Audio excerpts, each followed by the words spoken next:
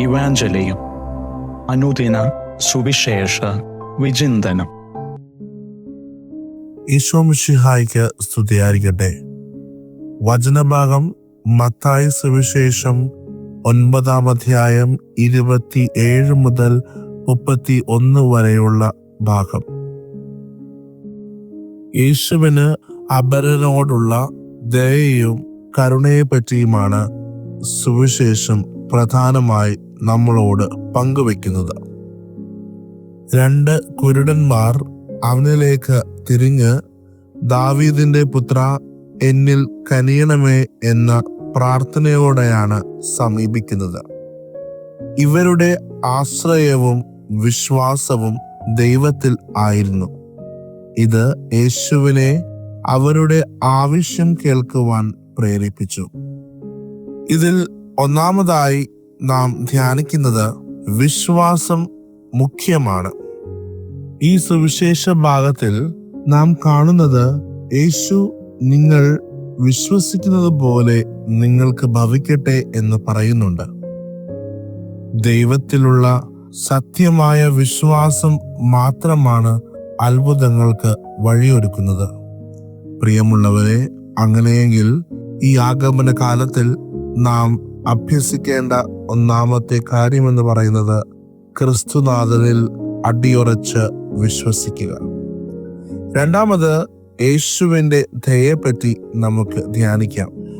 കുരുടന്മാർ അദ്ദേഹത്തെ അഭിസംബോധന ചെയ്തപ്പോൾ യേശു അവരെ ഒഴിവാക്കിയില്ല. പകരം അവരുടെ പ്രാർത്ഥന കേട്ട് അവരോട് കരുണ കാണിച്ചു. അങ്ങനെയെങ്കിൽ ദൈവം ദയാമയനാണെന്നും തന്റെ അരികിൽ വന്നവരെ ഒരിക്കലും ഉപേക്ഷിക്കുക ഇല്ല എന്നും ഇതിൽ നിന്നും നമുക്ക് പഠിക്കാം.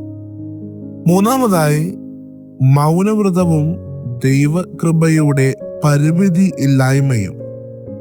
യേശു ഇതിനെക്കുറിച്ച് ആരോടും പറയരുതെന്ന് ഉപദേശിച്ചുവെങ്കിലും അവരുടെ സന്തോഷവും നന്ദിയും നിറഞ്ഞ മനസ്സിൽ അവർക്ക് സാക്ഷ്യം നൽകാതെ നിൽക്കാനായില്ല.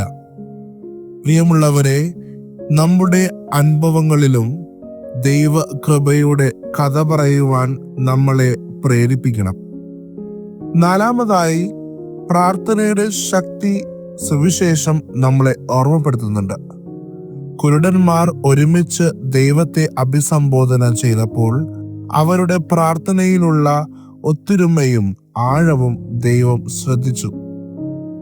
ഒത്തുകൂടി ദൈവത്തെ ആരാധിക്കുവാനും ക്ഷമ തേടുവാനും ഇതിന് പ്രചോദനം നൽകുന്നു.